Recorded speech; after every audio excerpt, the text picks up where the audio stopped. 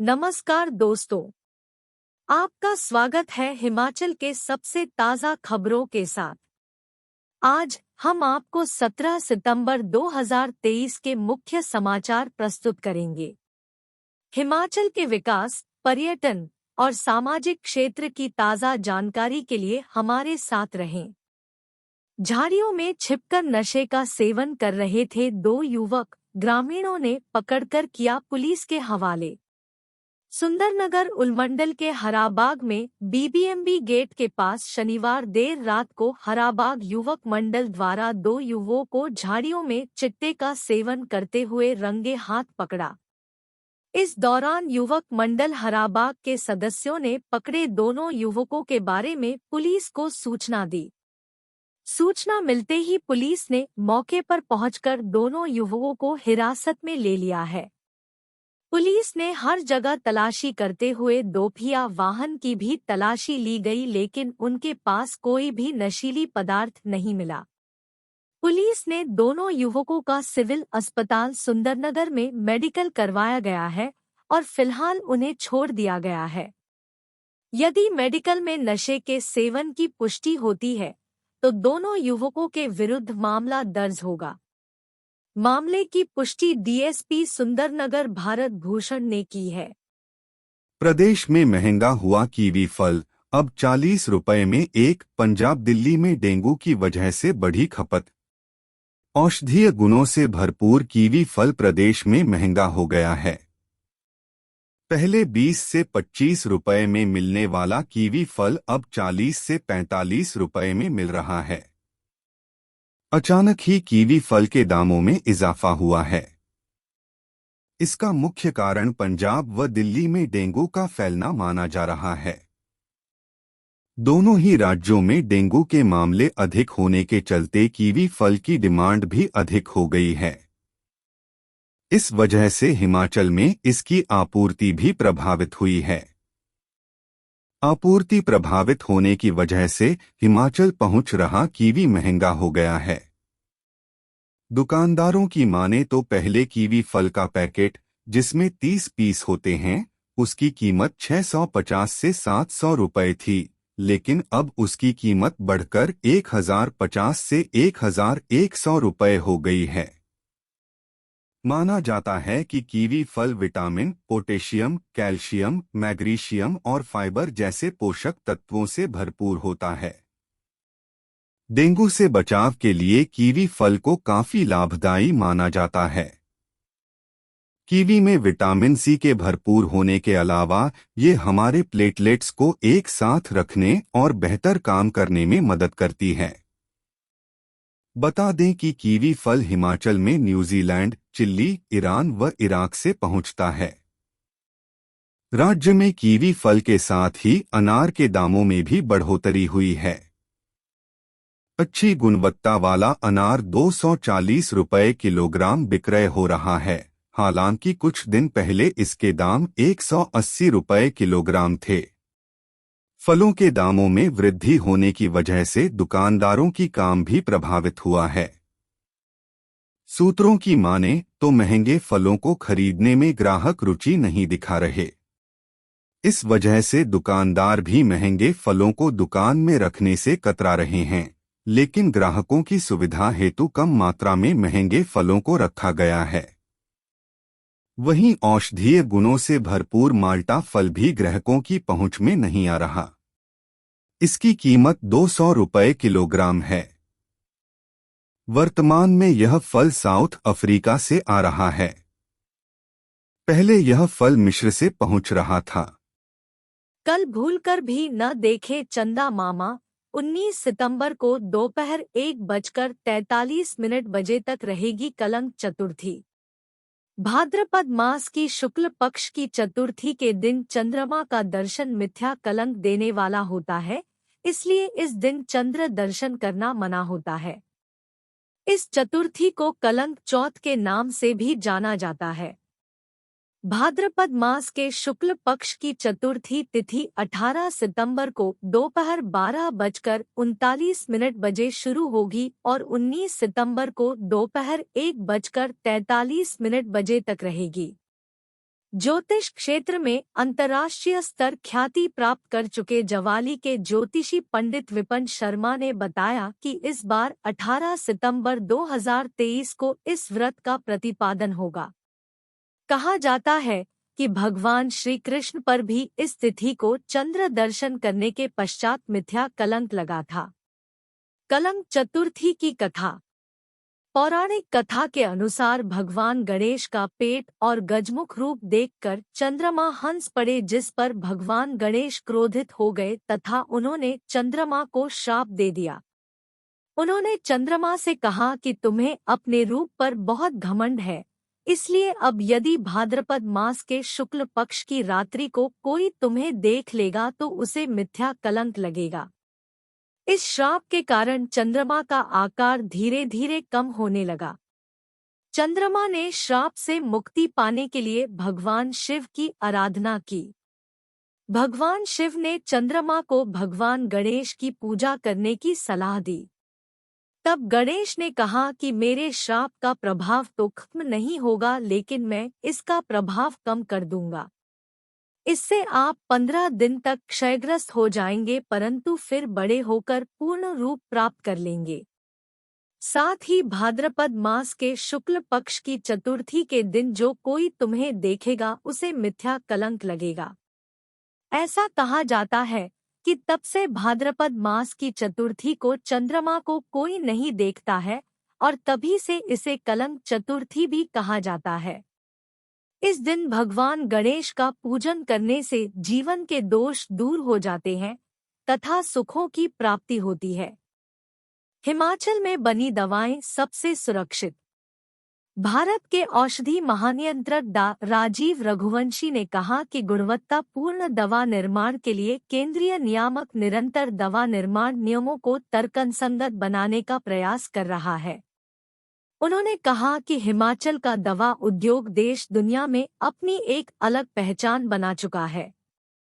विगत 6 महीनों में WHO ने 15 इंटरनेशनल अलर्ट जारी किए। इन अलर्ट में एशिया का फार्मा हब कहे जाने वाले हिमाचल की एक भी कंपनी का न होना जहां सराहना का विषय है, वहीं यह भी साबित कर रहा है कि गुणवत्तापूर्ण दवा निर्माण के बूते निर्यात के क्षेत्र में भी प्रदेश के दवा उद्योग का डंका बज रहा है। भारत के औषधि महानियंत्रक डॉ. राजीव रघुवंशी ने उक्त शब्द हिमाचल दवा निर्माता संघ द्वारा फार्माकोपिया मानकों पर आयोजित IPC इंटरेक्टिव मीट में कहे। इस दौरान प्रदेश भर के दवा उद्यमियों ने शिरकत की। इस सेमिनार को HDMA के चेयरमैन सतीश सिंगला, अध्यक्ष डॉ. राजेश गुप्ता, संजय शर्मा, डॉ. चंद्रशेखर रांगा, deputy drug controller CDSCO Baddi, डॉ. गौरव प्रताप सिंह IPC गाजियाबाद, डॉ. रोबिन कुमार, डॉ. पवन कुमार, डॉ. प्रसाद थोटा ने भी संबोधित किया। HDM CDSCO upgrade. भारत के औषधि महानियंत्रक डॉ. राजीव रघुवंशी ने खुलासा किया कि CDSCO बद्दी को सब जोन से जोन में अपग्रेड कर दिया गया है। इसके तहत हिमाचल, पंजाब, हरियाणा, J&K व चंडीगढ़ रहेंगे। सभी राज्यों के लिए एक समान हो नियम। राज्य दवा नियंत्रक नवनीत मारवाह ने कहा कि भारत सरकार की जो भी पॉलिसी हो उसे सभी राज्यों पर एक समान रूप से लागू किया जाए। किसी भी दवा निर्माता को ऐसा नहीं लगना चाहिए कि राज्य विशेष के लिए अलग नियम अपनाए जा रहे हैं। राज्य दवा नियंत्रण प्राधिकरण दवा निर्माण में गुणवत्ता से समझौता किसी भी सूरत में बर्दाश्त नहीं करेगा। हमने नकली दवा के मामलों में जीरो टॉलरेंस की नीति लागू की है। इसी का नतीजा है कि प्राधिकरण ने नकली दवाइयों के निर्माण में संलिप्त 12 लोगों को सलाखों के पीछे पहुंचाया गया है। गुणवत्ता सबका दायित्व। प्रदेश दवा निर्माता संघ के प्रदेशाध्यक्ष डॉ. राजेश गुप्ता ने कहा कि गुणवत्तापूर्ण दवाइयों का निर्माण करना हम सबका दायित्व है। उन्होंने कहा कि विदेशों से भारत सरकार को घटिया दवाइयां बनाने की जो शिकायतें प्राप्त हुई है, उसमें हिमाचल की एक भी कंपनी का नाम शामिल नहीं है, जो कि हिमाचल के लिए गौरव की बात है। आज बारिश की संभावना, कल से धूप, जल्द रुखसत होगा मानसून। हिमाचल प्रदेश में रविवार को मौसम खराब रहने की संभावना है। इस दौरान प्रदेश के कई क्षेत्रों गर्जन के साथ बारिश की संभावना है। वहीं सोमवार से प्रदेश में मौसम साफ रहेगा। 18 से 22 सितंबर तक प्रदेश में बारिश की कोई संभावना नहीं है।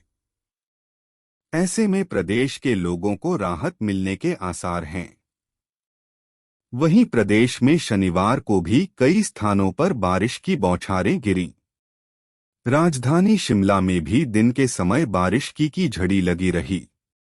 प्रदेश में गत 25 अगस्त से मानसून कमजोर पड़ा हुआ है। इस दौरान कुछ एक क्षेत्रों में ही हल्की बारिश हुई है, मगर अब मानसून फिर सक्रिय हो रहा है। अभी इसके जाने के कोई संकेत नहीं हैं। 1 जून से 13 सितंबर तक मानसून के दौरान प्रदेश में सामान्य से 22% ज्यादा बारिश हुई है। प्रदेश में अब तक 8,681 करोड़ रुपए की सरकारी व निजी संपत्ति तबाह हो गई है, जबकि 431 लोगों की जान चली गई है। 431 लोग घायल और 39 व्यक्ति लंबे समय से लापता हैं। ट्रेनिंग के बाद भी नहीं मिली प्रमोशन, 1 साल से इंतजार कर रहे पुलिस कर्मचारी। पुलिस विभाग में पदोन्नति की ट्रेनिंग करने के 1 साल बाद भी पुलिस कर्मियों को अभी तक पदोन्नति नहीं मिल पाई है। पदोन्नति का इंतजार कर रहे हवलदार से एएसआई के पद के लिए पुलिस कर्मियों को ट्रेनिंग किए हुए 1 साल से भी अधिक समय बीत गया है, लेकिन अभी तक पुलिस कर्मियों को पदोन्नति नहीं मिल पाई है। प्रदेश की लोकप्रिय सरकार ने बीते 17 जुलाई को पुलिस कर्मियों की पदोन्नति के आदेश जारी किए थे, जो मात्र 4 घंटे के अंतराल के बाद वापस ले लिए गए थे। उसके बाद सब इंस्पेक्टर से इंस्पेक्टर पर पदोन्नत होने वाले कुछ पुलिस कर्मियों ने अदालत का दरवाजा खटखटाया था, जिसके बाद कोर्ट के आदेशों पर सब इंस्पेक्टरों को इंस्पेक्टर के पद पदोन्नत किया था। पुलिस कर्मियों को समय पर पदोन्नति न मिलने के कारण बिना पदोन्नति के ही कई पुलिसकर्मी सेवानिवृत्त हो रहे हैं। प्रदेश में करीब 67 हवलदार एएसआई के पद पर पदोन्नत होने हैं। इसके अलावा पुलिस विभाग में 36 एएसआई जो सब इंस्पेक्टर के पद पर पदोन्नत होने हैं। एएसआई के पद पर तैनात पुलिसकर्मी पिछले करीब 1.5 साल से अधिक समय से पदोन्नति का इंतजार कर रहे हैं, लेकिन इन पुलिसकर्मियों को पदोन्नति नहीं दी जा रही है। ऐसे में विभाग की कार्यप्रणाली पर सवाल उठ रहे हैं कि दिन-रात जनता की सेवाओं में डटे रहने वाले पुलिसकर्मियों को समय पर पदोन्नति क्यों नहीं दी जा रही है। पुलिस मुख्यालय से कई पुलिसकर्मियों की पदोन्नति के लिए भेजी गई फाइलें अभी सचिवालय में ही लटकी हुई हैं। मजिस्ट्रेट के सामने पीड़िता के बयान। हमीरपुर के भोरंज में महिला से अभद्रता का मामला चर्चा में। जिला हमीरपुर के भोरंज उपमंडल में महिला से कथित अभद्रता के मामले में शनिवार को पीड़िता के बयान मजिस्ट्रेट के समक्ष करवाए गए। बताते हैं कि पीड़िता ने मजिस्ट्रेट के समक्ष पूरे घटनाक्रम के बारे में बताया कि उसके साथ क्या-क्या हुआ और कैसे घटित हुआ।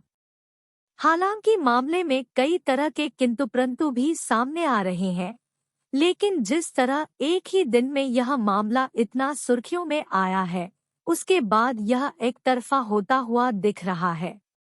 उधर पुलिस भी शुक्रवार को वीडियो वायरल होने के बाद काफी एक्टिव हुई है। ससुराल पक्ष के 5 लोगों के खिलाफ विभिन्न धाराओं में मामला दर्ज किया गया है। हालांकि इस घटना की हमीरपुर सहित पूरे प्रदेश में चर्चा जोरों पर है कि आखिर ससुराल पक्ष वालों ने ऐसा कदम क्यों उठाया। यदि महिला कहीं गलत भी थी, तब भी उसे सुधारने के लिए कोई दूसरा तरीका भी अपनाया जा सकता था, लेकिन इस तरह की हरकत अशोभनीय है, क्योंकि यह बातें भी सामने आ रही है कि महिला कई बार बिना बताए घर से भी चली जाती थी, जिसकी शिकायत भी भोरंज पुलिस थाने में रिकॉर्ड है। हालांकि मामले में दूसरा पक्ष यह भी है कि इससे पहले कभी पीड़ित महिला ने ससुराल पक्ष के खिलाफ किसी तरह की शिकायत दर्ज नहीं करवाई जिसमें किसी तरह का प्रताड़ना का आरोप लगा हो, लेकिन घटना के 15 दिन बाद वीडियो वायरल होने पर जब पुलिस हरकत में आई तब महिला ने भी प्रताड़ना की बात स्वीकारी। महिला की शादी 18 साल की उम्र में हो गई थी, उसकी एक छोटी सी बच्ची भी है। आरोपियों को मिले सजा। शिमला प्रदेश कांग्रेस अध्यक्ष सांसद प्रतिभा सिंह ने हमीरपुर में एक महिला के साथ हुए कथित दुर्व्यवहार की कड़ी निंदा की है। उन्होंने कहा कि इस घटना में संलिप्त सभी दोषियों के खिलाफ कड़ी सजा मिले। शाही नहौर के लिए दशनाम छड़ी यात्रा रवाना। 23 सितंबर को डल पहुंचेगा जत्था। राधाष्टमी के शाही स्नान के लिए दशनाम छड़ी यात्रा शनिवार शाम को चंबा मुख्यालय से विधिवत तरीके से पूजा अर्चना के उपरांत मणिमहेश रवाना हुई। छड़ी यात्रा की अगुवाई दशनाम अखाड़ा के महंत यतीन्द्र गिरी ने की। शनिवार शाम को दशनाम अखाड़ा परिसर से आरंभ हुई छड़ी यात्रा लक्ष्मीनाथ मंदिर में पूजा अर्चना के बाद शहर के विभिन्न हिस्सों से गुजरती हुई जुलाहकड़ी मोहल्ले स्थित श्री राधा कृष्ण मंदिर पहुंची। शनिवार को छड़ी यात्रा रात्रि विश्राम के लिए राधा कृष्ण मंदिर में रुकी। रविवार से छड़ी यात्रा आगामी पड़ाव को रवाना होगी और विभिन्न पड़ावों पर रुकती हुई 23 सितंबर को पवित्र डल में पहुंचेगी, जहां राधाष्टमी के बड़े नहौर की समाप्ति के उपरांत वापसी का रुख करेगी। शनिवार दोपहर बाद दशनाम अखाड़ा परिसर में दत्तात्रेय महाराज व पवित्र छड़ी की विधिवत तरीके से पूजा अर्चना की गई। पूजा अर्चना की रस्म एडीएम चंबा अमित मेहरा, एसडीएम अरुण शर्मा व महंत यतीन्द्र गिरी ने निभाई। इसके बाद होमगार्ड के बैंड की धुनों के साथ छड़ी यात्रा मणिमहेश रवाना हुई। छड़ी यात्रा के दर्शनों हेतु लोगों की काफी भीड़ उमड़ी। लोगों ने छड़ी यात्रा के आगे नतमस्तक होकर सुख समृद्धि की कामना की।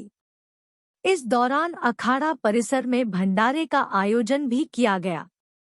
भंडारे में सैकड़ों की तादाद में लोगों ने प्रसाद ग्रहण किया। दशनाम छड़ी यात्रा 17 सितंबर को महलारा के लिए प्रस्थान करेगी। 18 को दुर्गेठी के लिए रवाना होगी। 19 को यात्रा 84 मंदिर भरमौर में रुकेगी। 20 को भरमौर से हड़सर पहुंचेगी। 21 को छड़ी यात्रा धनछो के लिए रवाना होगी व 22 सितंबर को छड़ी यात्रा मणिमहेश डल झील आखिरी पड़ाव की ओर बढ़ेगी, जहां पूर्ण रात्रि सफर करने बाद पवित्र छड़ी 23 सितंबर को राधाष्टमी के दिन सुबह 4 बजे परवी में शामिल होकर डल झील को तोड़ भक्तों के शाही स्नान के लिए द्वार खोलेगी। इस मौके पर तहसीलदार संदीप कुमार व शहर के कई गणमान्य लोग मौजूद रहे। विधानसभा सत्र से पहले सर्वदलीय बैठक आज। विधानसभा में मानसून सत्र की तैयारियों पर रविवार को सर्वदलीय बैठक आयोजित होगी। यह बैठक दोपहर 1 बजे शुरू होगी। बैठक में सत्ता पक्ष और विपक्ष के सदस्य मौजूद रहेंगे। विधानसभा अध्यक्ष कुलदीप पठानिया ने इस बैठक में निर्दलीय विधायकों को भी आमंत्रित किया है। विधानसभा अध्यक्ष की माने तो सत्ता पक्ष और विपक्ष के सदस्यों से वे आह्वान करेंगे कि सत्र के दौरान जनहित के मुद्दों को उठाया जाए। प्रदेश में हुई भीषण आपदा में एक राय बनाई जाए।